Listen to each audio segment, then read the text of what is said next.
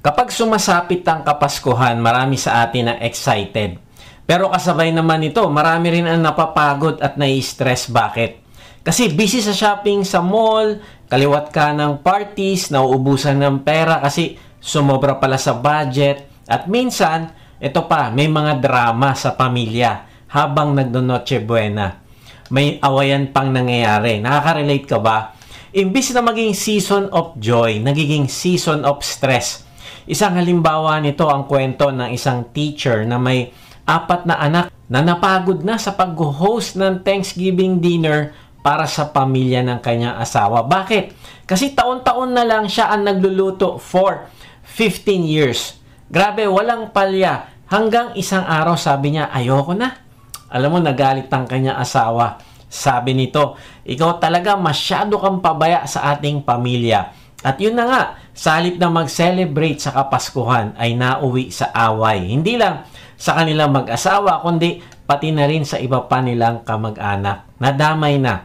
May isa pa, na-realize ko, hindi rin ligtas sa mga sikat na personalidad sa ganitong sitwasyon. Si Fern Cotton, isang tanyag na TV presenter, ay kinailangan niyang tapusin ang 20 holiday task sa loob lang ng 2 oras. Kasama sa mga task niya sa loob ng 2 oras ay ang pagbili ng mga regalo at pagbabalot ng mga ito. Alam mo, ang pressure na ito ay nagpapatunay na kahit sino, anuman ang estado sa buhay, ay maaaring makaranas ng stress tuwing Pasko. Yung dapat na panahon sana ng masayang season ay nauuwi sa miserableng panahon. Kaya yung iba natatakot na dumating ang Pasko. O kung hindi naman, gustong-gusto na nila na dumaan na agad at matapos na yung Pasko. Ako din, may pagkakataon na napapagod din kasi ang daming activities. Party sa family, D-group upline, D-group sa downline. Tapos mag-iisip ka at maghahanap ng regalo. Sa trabaho naman, kakabaka-baka kasi baka hindi umabot ang pondo sa bigayan ng 13-month at mag-iipon ka pa din ng pang-bonus. Tapos syempre, magpa-party din kayo at kailangan din yun ng budget. Tapos yung mga binigyan mo ay makakarinig ka pa ng, bakit ito lang? Yung iba naman, ipinangutang pa ang kanilang pinangregalo. Kaya pagdating ng January, malungkot. Kasi wala lang natitira sa kanyang sahod dahil sa pambayad na lang ito sa utang. Kaya nga, ito yung pag-uusapan natin ngayon. Paano ba tayo maghahanda para maging stress-free o at least mabawasan naman ang ating stress sa Kapaskuhan? Tapusin mo ang mensahe na ito hanggang sa uli para mas maging makabuluhan ng iyong Pasko.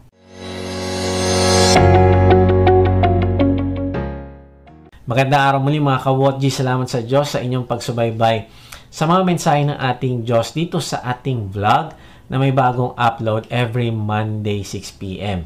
Sa mga hindi pa nakakilala sa akin ay ako po si Kuya Mike. Ang calling po sa akin ng Diyos ay magbahagi ng kanyang salita sa paraang mas madaling maiintindihan ng mga manonood. Salamat sa inyong lahat na nagdesisyon na isuko ang inyong sarili sa Diyos at sumali sa ating online discipleship group. Mag-type lang kayo ng join sa comment section kung hindi ka pa nakakasali. Siya nga pala, kung gusto mo makatanggap ng daily inspirational devotion sa iyong email, ay mag-register ka lang sa link na ibibigay namin sa description. Ang mga devotion na ito ang pwede mong maging gabay upang ikaw ay lumago sa iyong relasyon sa Diyos. Meron din itong application question na pwede mong pagnilayan sa iyong buhay. Tapos, pwede mo din itong i-share sa iyong mga mahal sa buhay. Ang link ay makikita nyo sa description. Kung hindi nyo ito makita sa description, ay tignan nyo lang yung top comment at makikita mo ito doon. Kung hindi nyo pa rin makita, mag-type ka lang sa comment section ng Devo at mag-PM kami sa iyo ng link. Okay, balik tayo sa topic. Paano ba tayo magkakaroon ng stress-free na Pasko? Narealize ko na ang pinanggagalingan ng stress ay 3 bagay. Time, money, at relationship conflicts. So, kaya ang points natin ay may kinalaman dito. Una, prioritize time for what matters most. Masyado tayong busy sa maraming bagay at kaya tayo nai-stress ay dahil sa gusto nating matapos ang lahat ng ito ng sabay-sabay. Kaya lang ay kulang talaga yung ating oras, kaya dapat nating matutunan kung ano lang ba ang dapat nating i-prioritize. Pangalawa, plan wisely and spend with contentment. Narealize ko minsan ang stress patungkol sa finance ay nanggagaling sa hindi pagpaplano maigi. Kaya pag-uusapan din natin ito mamaya. At pangatlo, embrace peace and forgiveness. Kaibigan, ito nakakalungkot. Yung isi-celebrate mo ang kapatawaran ng iyong kasalanan dahil sa pagkakatawang tao ng Panginoong Hesus, pero ikaw mismo may kaaway at hindi mo kayang magpatawad.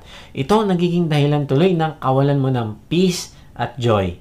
So number 1, prioritize time for what matters most. Mas bigyan mo ng halaga ang mga bagay na tunay na mahalaga. Bakit? Kasi may mga bagay na hindi masyadong mahalaga na pwedeng umubos ng oras natin. Merong mga bagay na mas importante, kaya lang ito ang hindi natin nabibigyan ng panahon. Kaya sabi sa Ephesians 5:15, kaya't mag-ingat kayo kung paano kayo namumuhay. Mamuhay kayong tulad ng matatalino at di tulad ng mga mangmang. Ayon sa talata ay mag-ingat daw tayo. Ang ibig sabihin, ito ay babala. Ito ay pagpapaalala at warning sa atin ng Diyos. Alam niyang maraming bagay ang aagaw sa ating panahon at mawawala siya sa picture ng buhay natin. Hindi natin siya maaalala. Hindi natin siya hahanapin. Siya ay magiging aktibidad lang sa atin pag Sunday. Siya ay maaring tagasalon ng tira-tirang oras natin kapag napagod na tayo sa lahat ng ginagawa natin. Kaya sabi, mag-ingat kayo. Now, ano daw ang iingatan? Ang sabi, mag-ingat kayo kung paano kayo namumuhay. Ang ibig sabihin ay ang paraan pala kung paano tayo namumuhay ay critical. Meron palang danger. Pwedeng ang paraan ng ating buhay ay magdala sa iyo sa ikabubuti mo, o pwedeng ang pamamaraan na pinili mo ay magdala naman sa iyo sa ikasasama mo. Meron palang buhay na puno ng stress at may buhay na may kagalakan at peace. Depende sa kung paano ang paraan ng iyong buhay. Tama ba? It doesn't matter kung marami kang pera at maaaring iniisip mo, tama naman ang aking pamumuhay kasi successful ako sa trabaho. Smooth ang buhay ko. Therefore, wise ako kasi alam ko kung paano pagtagumpayin ang buhay ko. Kaibigan, hinto ka muna. Suriin mo ang iyong buhay kasi sabi sa Bible, mag-ingat kayo sa kung paano kayo namumuhay. Mahal na mahal tayo ng Diyos kaya nais niya tayong paalalahanan. Ang sabi niya ay maging matatalino tayo sa paraan na ating pamumuhay at hindi mga mangmang. Now, paano tayo magiging matatalino sa paraan ng ating pamumuhay? Tuloy natin ang talata. Ang sabi ay, samantalahin ninyo ang bawat pagkakataon na kayo'y makagawa ng mabuti sapagkat punong-puno ng kasamaan ang daigdig ngayon. Ayon sa talata ay ang matalino sa paraan ng kanilang pamumuhay ay ang mga taong pinag-aralan ang kanilang oras. Sinusuri kung saan nauubos ang kanilang oras. Gusto niya na ma-maximize niya ang kanyang time para saan? Sabi sa talata ay samantalahin ang bawat pagkakataon. Ang ibig sabihin ay inaabangan mo sa bawat araw ang pagkakataon o opportunity. Maraming tao nag-aabang din naman ng opportunity. Halimbawa, opportunity na makita si Mr. o Mrs. Right. Opportunity na magkaroon ng advancement sa career. Tama ba? Inaabangan natin yan. May nag-aabang ng opportunity na tumaas ang posisyon. Makapagtapos ng pag-aaral. Opportunity na makapag-travel abroad. Walang masama sa mga ito. Pero kung para dito ka lang nabubuhay, ay darating ang araw, may stress ka. Bakit? Kasi pag may delay o hindi nangyari ang pinlano mo, ay mawawala ang joy mo. Kapag ito lang ang purpose ng buhay mo, ay masasayang mo ang panahon. Nang ibig sabihin, ay lilipas ang panahon, magdadaan ng maraming taon, at suddenly bigla kang magkakaroon ng regret. Bakit naging ganito ang buhay ko? Kasi maaaring nag-aabang ka sa maling opportunity. Ang ibig sabihin ng samantalahin ay huwag sayangin ng oras. Huwag mo palalampasin ang panahon na iyon. Pero ano ba talaga kailangan nating samantalahin na magawa sa buhay natin sa araw-araw? Ang sabi sa talata ay, samantalahin ninyo ang bawat pagkakataon na kayo'y makagawa ng mabuti. Ang ibig sabihin ay kung ayaw mo may stress, ay meron kang dapat ipa-prioritize. ang uunahin mo ay ang paggawa ng mabuti. Ang ibig sabihin ay ang mga bagay na maka-Diyos, mga bagay na magbibigay ng kaluguran sa Diyos. Ito ang paglalaanan mo ng oras. Bakit? Kasi ayon sa talata ay punong-puno ng kasamaan ang daigdig ngayon. Ang ibig sabihin, kung hindi ka gagawa ng mabuti, hihilain ka ng paggawa ng kasamaan. Dalawa lang ang pwede nating puntahan, walang neutral. Paggawa ng masama o paggawa ng mabuti. Kung hindi ka gumagawa ng mabuti, nandito ka sa kabilang side, sa kasamaan. Kung alam mo na meron kang tamang dapat gawin at hindi mo ginagawa, yan ay kasalanan. Kung sinasamantala mo naman ang paggawa ng mabuti, ay malayo ka sa kasamaan. Hindi pwedeng nasa gitna ka lang. Marahil sinasabi mo, mabuti naman akong tao. Wala akong inaagrabyado na tao. Kaibigan, ang kasamaan ay hindi lang ang pagpatay, pangre-rape, pang-hold up, kundi kung ikaw ay hindi naghahanap sa Diyos, hindi siya ang iyong priority, hindi mo hinahanap ang direksyon niya para sa iyong buhay, ay ito ay kasamaan. Sabi nga sa Psalms 10:4, dahil sa kahambugan ng mga taong masama, binabaliwala nila ang Diyos at ayaw nila siyang lapitan. Paano naging masama ang mga tao sa talata? Dahil sa kanilang kahambugan. Masyadong proud. Ako ang sentro ng buhay ko. Ako ay magaling. Kaya ko ito. Di kailangan ng Diyos. Ang Diyos ay hindi priority. Ang panahon ay nauubo sa sarili. Wala sa equation ang Diyos. Ang sabi sa talata ay binabaliwala ang Diyos. Kaibigan, ano ang tawag sa kanila? Masama. Kaibigan, hindi mo kailangan pumatay ng tao para maging masama ka sa paningin ng Diyos.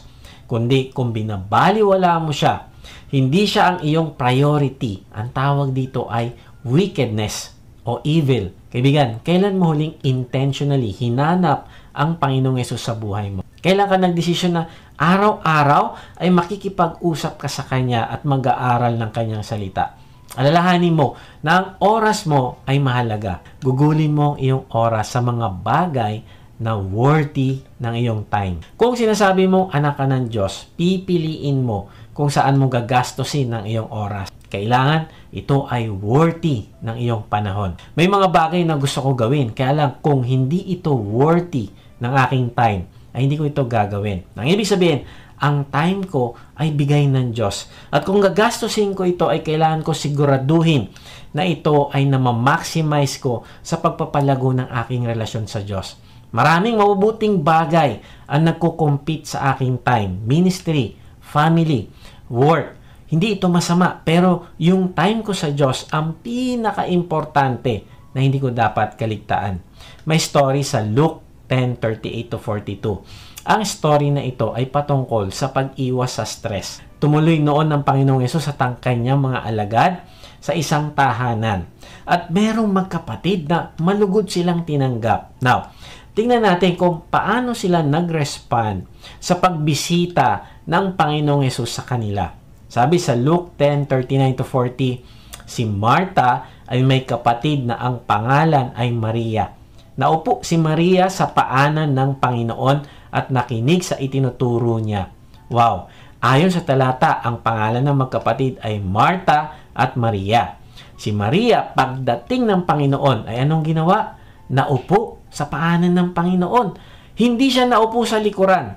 Hindi din siya nakatayo na palakad-lakad at pasulyap-sulyap lang sa Panginoon. Kundi ang ginawa niya ay naupo sa paanan ng Panginoong Yesus. Bakit? Sabi sa talata, ay nakinig sa itinuturo niya. Ang ibig sabihin, kung may sasabihin man ang Panginoong Yesus, ay hindi siya papayag na ma-miss niya ito at hindi marinig. Hindi siya papayag na meron siyang hindi maintindihan. Dapat loud and clear. Hindi siya madidistract. Nakuha at naunawaan niya ito dapat. Para sa kanya, ay ang pinaka-importante ay makasama ang Panginoon, makausap at makinig. Alam mo, ganitong attitude sa pakikinig sa Panginoon ay ang kinakakitaan ng paglago at pagsunod. Yung mga taong binibigay ang buhay nila para mapag-aralan ng salita ng Diyos, makilala at masunod ng Panginoong Yesus, ay sila ang mga taong may peace at joy. Bakit? Ang presensya ng Panginoong Yesus ang nagbibigay ng peace sa kanila. The more mo nakikilala ang Panginoong Hesus, the more ka nagtitiwala at the more mo siya gustong sundin sa buhay mo. At the more ka nagkakaroon ng tunay na security sa Diyos. Kaya hindi ka stress. Pero sa kabaligtaran, si Martha ay itong sabi sa verse 40. Pero si Martha ay abalang-abala sa paghahanda niya. Kaya lumapit siya kay Jesus at sinabi, Panginoon, baliwala po ba sa inyo na nakaupo lang dyan ang kapatid ko at hinahayaan ako ang gumawa ng lahat? Sabihin nyo naman po sa kanya na tulungan niya ako. Naku, sa kabaligtaran, si Martha ay stress na stress. Abalang-abala sa paghahanda ng pagkain at iba pa. Kaya lang, ay stress na stress. Kaya hindi siya nakatiis. Sabi niya, Panginoon, baliwala po ba sa inyo na nakaupo lang dyan ang kapatid ko at hinahayaan ako na gumawa ng lahat? Sabihin niyo sa kanya, tulungan niya ako. Alam mo, nire-represent ni Martha ang mga taong abalang-abala sa paghahanda sa Pasko. Pero hindi abala sa pagpapalago ng relasyon sa Panginoong Hesus na reason kung bakit may Pasko. Ibigan, suriin mo ang mga characteristics ng mga taong prone sa stress. Tingnan mo kung kasama ka dito. Number 1, palaging nagmamadali. Number 2, palaging kulang ang time. Kahit kailan, sinasabi niya, walang time, busy ako. Number 3, nilalagay ang Panginoong Hesus sa second place o third o last place ng priority niya. Kaibigan, distracted ka ba to the point na namimiss mo na ang Panginoong Hesus sa iyong buhay? Mas nagpo-focus ka ba sa mga minor things kaya hindi mo nakikita ang major things? Kaibigan, tingnan mo kung ano mas importante. Ang Panginoong Hesus mismo ang nagsabi nito. Sabi sa verse 42, ngunit isang bagay lang ang kailangan. At ito ang pinili ni Maria. Mas mabuti ito at walang makakakuha nito sa kanya. Wow! Anong sabi ng Panginoong Hesus? Isang bagay lang ang kailangan. At ito ang pinili ni Maria. Kung sinasabi mo, busy ka sa maraming bagay, maring hindi yan masama dahil trabaho yan, time sa pamilya o ministry.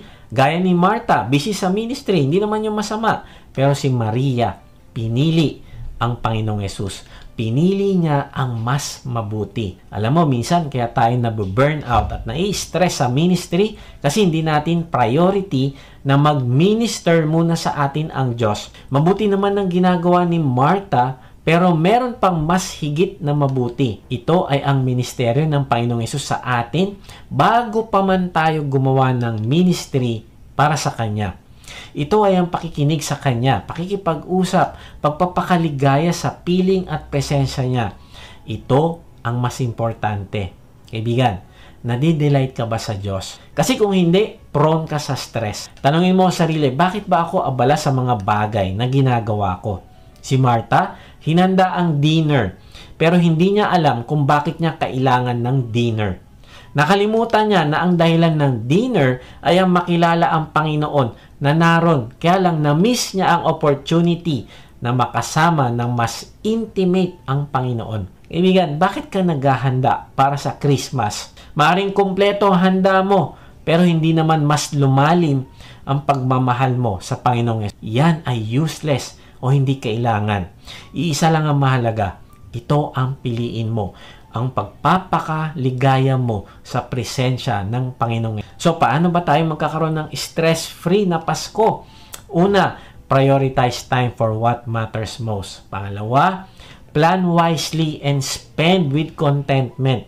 Magplano ka na may karunungan at maging kontento. Sabi sa 1 Timothy 6:10, sapagkat ang pag-ibig sa salapi ang siyang ugat ng lahat ng kasamaan. Ang sobrang paghahangad ng salapi ang nagtulak sa iba na tumalikod sa pananampalataya at nagdulot ng maraming paghihinagpis sa buhay nila. Kaibigan, hindi sinabi na masama ang pera. Hindi masama ang maging mayaman. Maraming character sa Bible na mayaman, pero sila ay godly. Ang pera ay neutral. Depende kung saan mo ito gagamitin. Sa masama ba o mabuti? Gagamitin mo ba ang pera para magbigay ng glory sa Diyos o hindi? Ayon sa talata, ay ang masama ay ang pag-ibig o pagmamahal sa salapi. Dahil ito ang ugat ng lahat ng kasamaan. Now, anong palatandaan na minamahal mo na ang pera? Ayon sa talata, ay kapag sobrang naghahangad ka na ng salapi. Paano mo nalalaman na sobra na ang paghahangad mo sa pera? Sabi sa talata, ay kapag tumatalikod ka na sa Diyos.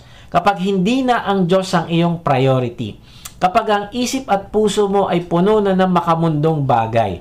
Kapag ang time mo sa Diyos ay wala na. Kapag ang puso mo sa paglilingkod ay napapalitan na ng pagkita ng pera. Kapag wala ka ng gana na i-disciple ang iyong pamilya. Kapag hindi ka na nagiging salt and light sa trabaho. At dahil dito, maaaring inisip mo, someday mapapabuti ka. Ay naku kaibigan, mali. Kasi sabi sa talata, ay magbubunga ito ng maraming paghihinagpis sa buhay mo. Kaibigan, alalahanin mo na ang nagbibigay ng salapi at ang may-ari ng pera, pati na ang buhay mo, ay ang Diyos. Ikaw ay manager lang ng pag-aari ng Diyos. Kaya kung ikaw ay gagastos, ay pagplanuhan mo ito wisely.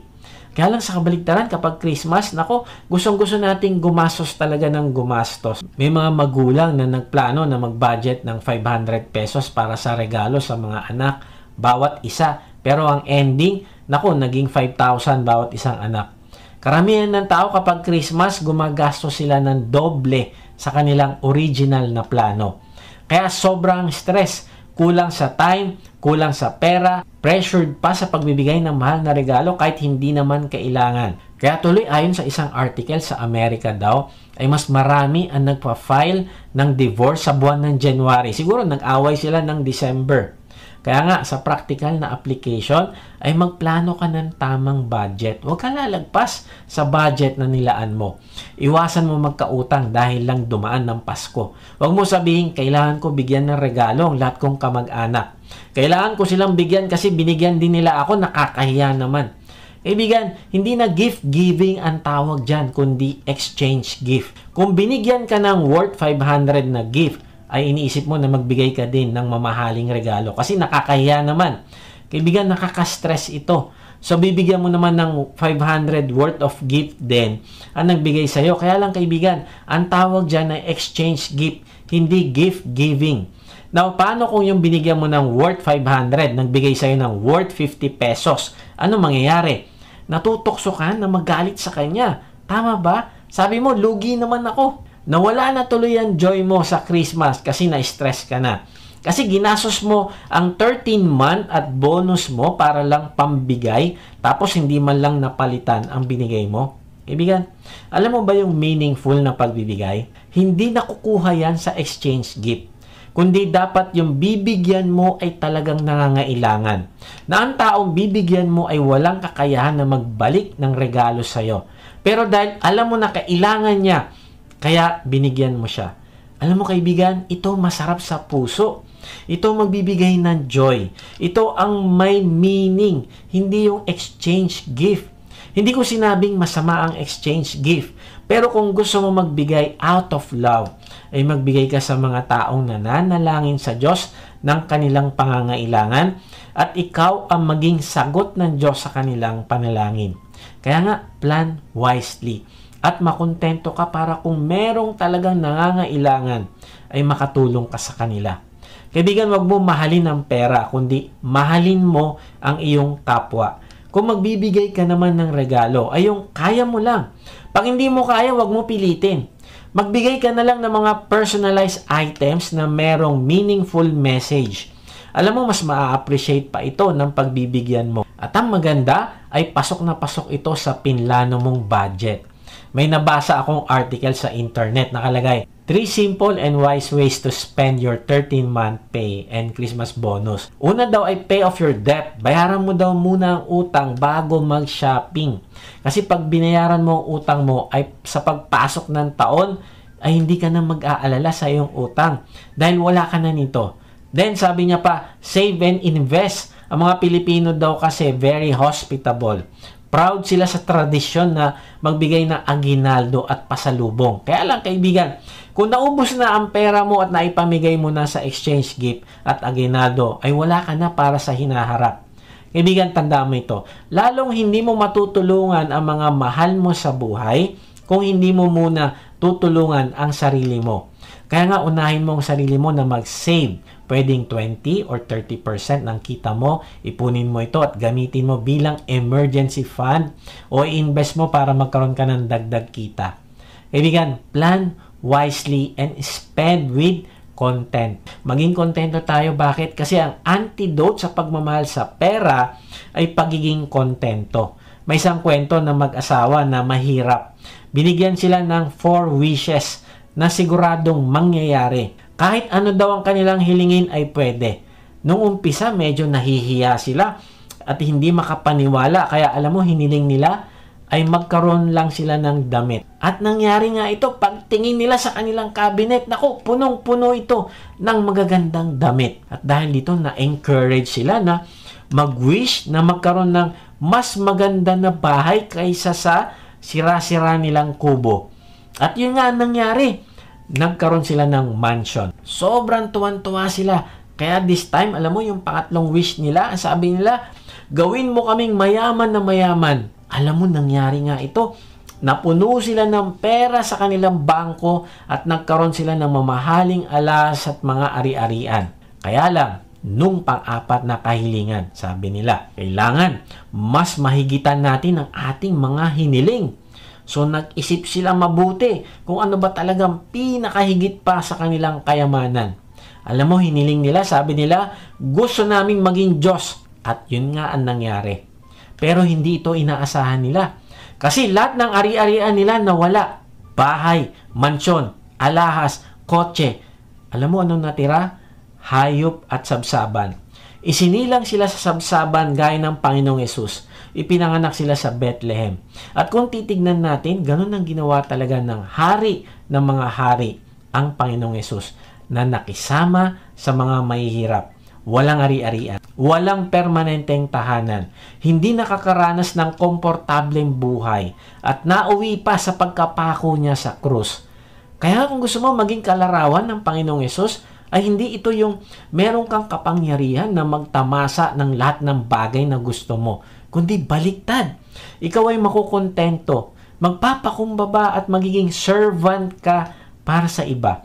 Si Pablo, natutunan niya ang contentment. Sabi niya sa Filipos 4:11, hindi ko sinasabi ito dahil nanghihingi ako ng tulong sa inyo, sapagkat natutunan ko maging kontento anuman ang kalagayan. Purihin ang Diyos dahil ang contentment, ayon kay Pablo, ay natututunan pala.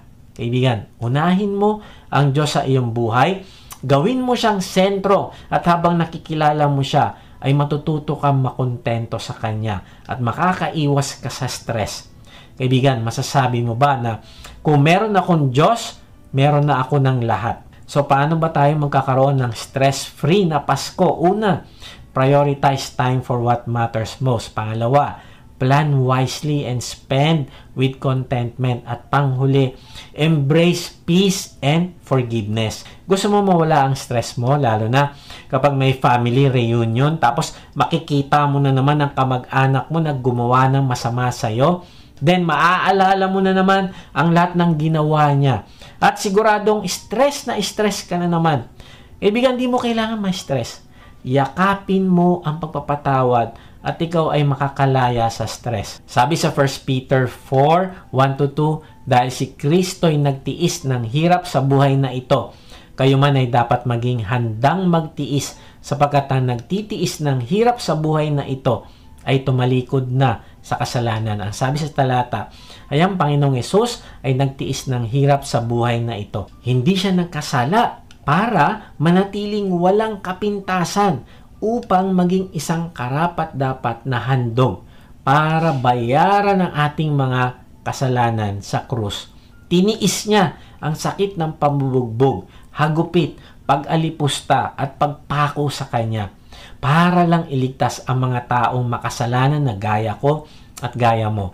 Tapos hanggang sa huling sandali ng Kanyang buhay dito sa lupa ay ang nasa isip niya ay ang kapatawaran pa rin ng mga taong nagpahirap sa Kanya at kapatawaran nating mga makasalanan. At dahil dito, ang sabi sa talata, ay kayo man dapat maging handang magtiis.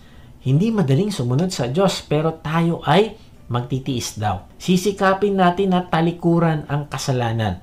Ang ibig sabihin ay kung ang Diyos na nagmahal sa iyo ay nagpakahirap para sa ikapapatawad ng kasalanan mo, ay magpapakahirap ka din na hindi sundin ng iyong laman at emosyon at iwasan mo na ang kasalanan na yan. Kaya sabi sa susunod ng talata ay kaya nga mula ngayon ay mamumuhay na tayong sumusunod sa kalooban ng Diyos at hindi sa nasa ng laman. Ang sabi sa talata ay mula ngayon. Ang ibig sabihin, kung nagdesisyon ka na maging tagasunod o alagad ng Panginoong Yesus, ay mula ngayon, ay iba na ang susundin mo. Hindi na ang sarili, kundi ang Panginoong Yesus. Ang ibig sabihin, hindi lang pagnanasa sa material at immoral na bagay ang pinag-uusapan dito, kundi pati ang emotion natin ng pagkapuot at kawalan ng pagmamahal. Yung tipong gusto mo na lang na wag na magpasko kasi ayaw mo na makita ang isang tao sa party. Pero sabi ng Diyos, matuto tayong magtiis gaya ng pagtitiis ng Panginoong Yesus. Titiisin natin na kahit hindi natin gusto, ay gagawin natin ang pagpapatawad. Lord, para sa iyo itong gagawin ko. Kung alam mo na ang kalooban ng Diyos ay magpatawad at magmahal ng kaaway, then kahit mahirap ay titiisin mo alang-alang sa karangalan ng Panginoong Yesus. Kahit hindi mo feel, sasabihin mo, Lord, papupurihan kita sa buhay ko. Masakit ang ginawa niya sa akin, hindi ito fair.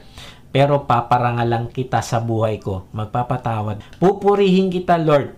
Alam mo, pag pinupuri mo at pinaparangalan ang Diyos sa buhay mo, kahit ano ang sitwasyon mo, ay magiging lifestyle at natural ang pagsamba mo sa Diyos. Hindi lang tuwing Sunday, kundi ito na ang magiging buhay mo.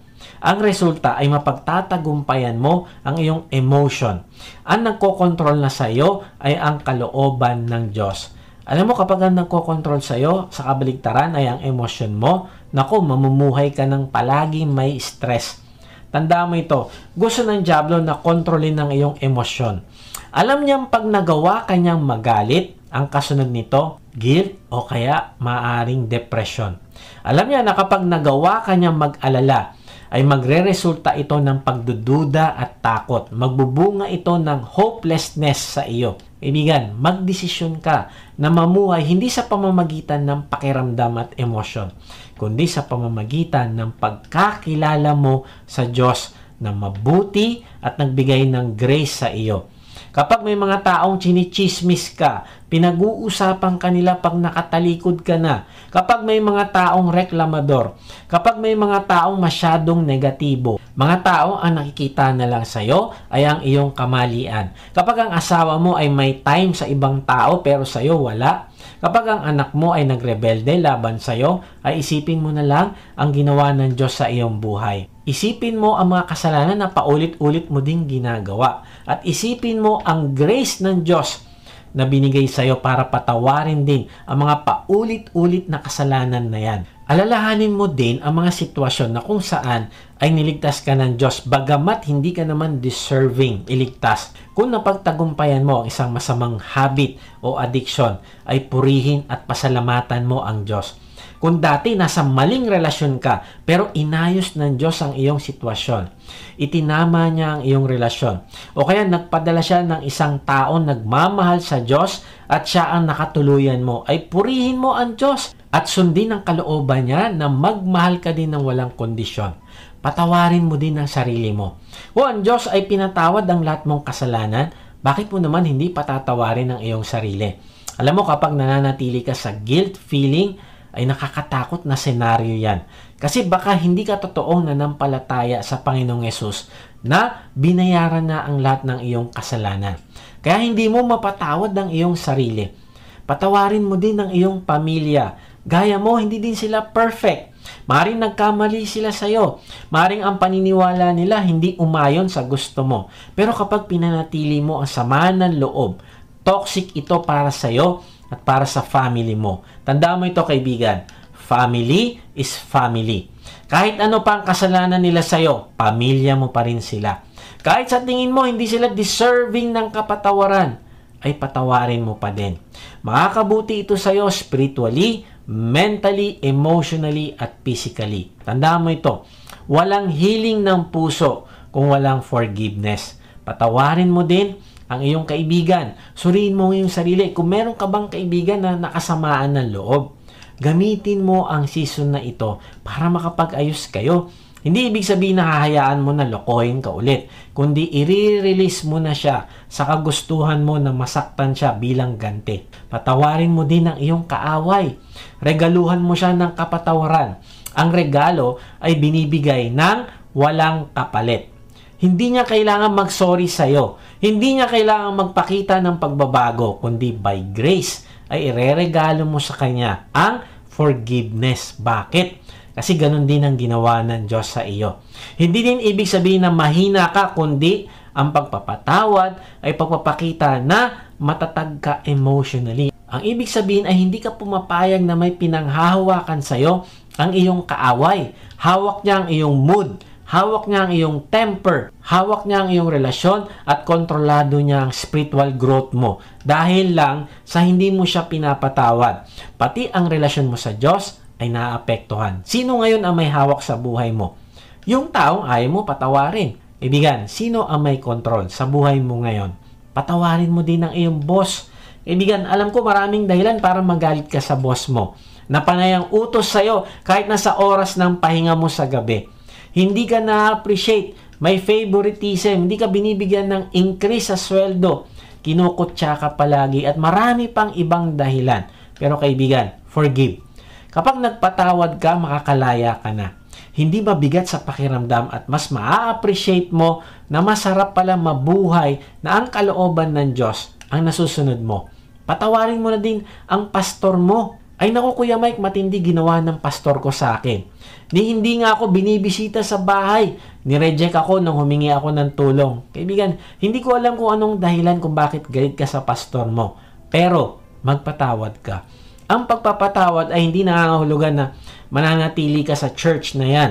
Lalo na kung alam mo na ang ginagawa niya ay hindi kalooban ng Diyos. Pero, patawarin mo pa rin siya. At ipanalangin na tulungan siya ng Diyos na makapagbago at magsimula ulit. Tandaan mo ito, ang pastor ay hindi din perpekto. Kagaya mo, kagaya ko. So kung gusto mo na nakakatanggap ka ng kapatawaran sa pagkakamali mo, magpatawad ka rin. Pero kung ayaw mo mag-forgive, ay siguraduhin mo na kahit isang kasalanan ay hindi mo magagawa. Sabi sa Matthew 6:14, sapagkat kung pinapatawad ninyo ang mga nagkakasala sa inyo, patatawarin din kayo ng inyong Ama na nasa langit. Maring tinatanong mo, di ba Kuya Mike, yung grace ng Diyos ay pinatawad na ang lahat ng aking kasalanan? Yes, tama. Sabi sa Ephesians 2:8, dahil sa biyaya ng Diyos, dahil daw sa grace ng Diyos, naligtas kayo nang sumampalataya kayo kay Kristo. Kaloob ito ng Diyos at hindi galing sa inyo. Wow! Sabi dito, ay dahil sa biyaya o grace, ay naligtas kayo sa pamamagitan ng pananampalataya sa Panginoong Hesus. At dahil dito, iniisip natin tuloy, okay na ako na hindi magpatawad kasi bayad na aking mga kasalanan. Pati na ang hindi ko pagpapatawad. Kaibigan, tanda mo ito. Ang hindi pagpapatawad ay nagpapahayag kung ano ang kalagayan ng iyong puso, kung anong kondisyon nito. Kung ito ba talaga ay nakatanggap ng transformation dahil sa pagbabago ng ating pagkatao na ginawa ng Diyos nung tayo ay nanampalataya sa Panginoong Hesus. Sabi sa 2 Corinthians 5:17, ang sino mang na kay Kristo ay isa ng bagong nilalang. Wala na ang dati niyang pagkatao, binago na siya. Kaibigan, ang hindi pagpapatawad ay red flag ng condition ng puso. Ito ay isang test. Kung tayo ba ay totoong nanampalataya sa Panginoong Hesus na nagresulta ng pagbabago ng Diyos sa ating pagkatao. Kaibigan, tanda mo pa itong isang bagay na ito. Ang pagpapatawad sa iyo ng Diyos sa lahat ng iyong kasalanan ang magbabago din ng iyong puso. Ito ang magbibigay sa iyo ng kakayahang magpatawad din ng iba. Ano ibig ko sabihin? Ganito yan. May isang babae na iyak ng iyak sa paanan ng Panginoong Hesus. Hinugasan niya ito ng mamahaling pabango at ang pinangpunas niya ay ang kanyang buhok. Now, ayon sa kwento, ay ang babaeng ito ay makasalanan to the point na iniiwasan siya ng mga tao pero nakatanggap ng kapatawaran ang babaeng ito sa kanyang kasalanan. Kaya ganun na lang ang kanyang pagmamahal at pagsamba sa Panginoong Yesus. Now, tingnan mo kung anong connection ng kapatawaran ng kanyang kasalanan sa kanyang ikinilos. Sabi sa Lucas 7:47, kaya sinasabi ko sa iyo na ang malaking pagmamahal na ipinakita niya sa akin, yun daw babae, ay nagpapatunay na pinatawad na ang marami niyang kasalanan. Anong katunayan? Na yung babae ay talagang nalinis na at pinatawad sa lahat ng kanyang kasalanan, nagkaroon na siya ng pagmamahal sa Panginoong Yesus. So anong nauna? Kapatawaran ng kanyang mga kasalanan. At dahil nakatanggap talaga ang babaeng ito ng kapatawaran, ay anong pagbabago ang nangyari sa kanya? Siya ay nagmahal ng sobra sa Panginoong Yesus. Ang ibig sabihin, kung talagang nanampalataya ka sa Panginoong Yesus, ay alam mo na nakatanggap ka na ng kapatawaran. Dahil dito ay magkakaroon ka na ng pagbabago sa iyong puso. Ikaw ay magmamahal sa Panginoon at magmamahal ka din sa mga taong minamahal ng Panginoong Yesus. Matututo ka magpatawad kahit sa kaaway mo dahil alam mong mahal na mahal din sila ng Panginoong Yesus na nagpatawad ng lahat mong kasalanan. Si Chris ay dinukot ng isang lalaki nung siya ay 10 years old. Galit na galit ang lalaki sa pamilya ni Chris, kaya ang kanyang pinaghigantihan ay si Chris. Pinaso niya ng sigarilyo ang katawan ni Chris. Tapos pinagsasaksak niya ito. At pagkatapos binaril sa ulo at iniwan na lang para mamatay. Pero nakakamangha dahil nakasurvive si Chris. Kahit pa nawala na ang kanyang isang mata. Hindi nalaman kung sinong gumawa nito hanggang sa dumaan ng maraming taon. Naging youth pastor si Chris. At may isang 77 years old na lalaki ang lumapit sa kanya. Ang pangalan niya ay si McAllister. Siya ay ex-convict, mahina na at bulag. Nakatira siya sa isang nursing home. Inamin niya kay Chris na siya ang gumawa ng kasamaan sa kanya. Alam mo, ginawa ni Chris? Nagsimula siyang bisitahin si McAllister at bahaginan ng salita ng Diyos. Binahaginan niya ito ng kaligtasan at by God's grace ay nanampalataya ito sa Panginoong Yesus. Hindi na din naghabla si Chris kay McAllister. Kinuwento ni Chris ang nangyaring pagpapatawad niya sa taong nag-torture sa kanya at halos ikamatay niya. Sabi niya, maraming tao hindi maintindihan kung paano ko nagawang patawarin si McAllister. Sabi niya, hindi ko makita ang sarili ko na hindi magpapatawad. Kasi kung pinanatili ko ang pagkapuot sa kanya at pinursigi ko ang paghihiganti, ay hindi ako magiging kung ano ako ngayon. Hindi ako magiging isang tao na minahal ng aking asawa at ng aking mga anak. Hindi ako magiging isang tao na binago ng Diyos kung hindi ako natutong magpatawad. Kaibigan, gusto mo ba ng totoong pagbabago sa iyong buhay? Gusto mo din ba ng stress-free Christmas? Embrace peace and forgiveness. Marahil gusto mo din makatanggap ng kapatawaran sa iyong mga kasalanan. Gusto mo maranasan na maging isang bagong nilalang na matututong magmahal sa Diyos at sa kapwa. Kaibigan, manampalataya ka sa Panginoong Yesus na siya ang nagbayad ng iyong kasalanan sa krus. At ngayon din ay patatawarin niya ang iyong mga kasalanan. At gagawin kang isang bagong nilalang. Kung itong nais ng iyong puso, ay ipahayag mo ang iyong pananampalataya sa pamamagitan ng panalangin. Sabihin mo sa Kanya, Panginoong Yesus, inaamin ko po na ako'y makasalanan. Patawarin niyo po ako. Ngayon nga ay binubuksan ko ng aking puso. Pumasok at manahan sa akin. Tinatanggap kita bilang aking Panginoon at tagapagligtas. Simula ngayon ay tatalikdan ko ng aking kasalanan. Tulungan mo akong magbago at lumago ang aking pagmamahal sa iyo. Amen.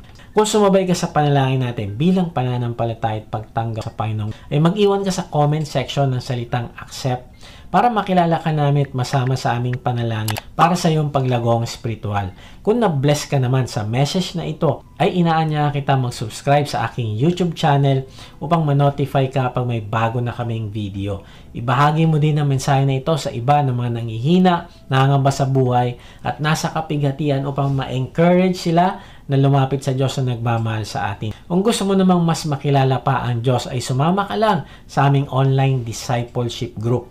Type mo lang ang salitang join sa comment section. Salamat nga pala sa mga regularly na nagsusupport sa ating ministry. At kung gusto mo maging partner sa ministry na ito, na magamit ka ng Diyos sa pagpapalaganapan ng kanyang salita at pagtulong sa mga nangangailangan, ay inaanya kita mag-support financially sa ating gawain. Meron tayong link sa ating give page sa baba ng description. Pag hindi nyo nakita ang link, mag-type lang kayo ng partner sa comment section at papadala namin kayo ng link. Tapos kung gusto mo sumunod sa utos ng Panginoong Hesus na gumawa ng disciple o alagad, ay mag-type ka lang ng lead sa comment section. Sa ating pagtatapos ay iwan ko ito sa inyo. May nagsabi, Christmas is based on an exchange of gifts. The gift of God to man, His separable gift of His Son, and the gift of man to God, when we present our bodies a living sacrifice. Wow, itong greatest exchange of gift. Ang regalo ng Diyos sa atin ay ang kanyang anak na nagbayad ng kasalanan natin sa krus. At ang ating regalo naman sa Diyos ay ang ating sarili bilang handog na buhay para sa Kanya. Handog na buhay na may kabanalan. Kapag ginagawa mo ito, mababawasan ang mga stress mo sa buhay. Paano mo gagawing banal ang iyong buhay bilang handog sa Diyos? Una, prioritize time for what matters most. Pahalagaan mo ang panahon mo sa Diyos. Iisa lang ang mahalaga para sa Kanya. Ang magalak ka sa presensya Niya, makilala mo Siya, at malaman ng Kanyang kalooban. Number 2, plan wisely and spend with contentment. Mag-budget ka maigi. Hindi mo kailangan magpa-impress sa mga tao. Gumastos ka lang within your means at mababawasan ng iyong stress. At pangatlo, embrace peace and forgiveness. Ang isang nakaka-stress na Pasko ay yung hinahabol ka pa din ng iyong konsensya dahil meron kang ka-conflict na hindi na-resolve. Kaibigan, simulan mo magpatawad at magkaroon ka ng freedom. Ito ang magbibigay sa iyo ng peace at joy ngayong Kapaskuhan. At pag ginagawa mo ito, meron kang Christ-centered Christmas. God bless!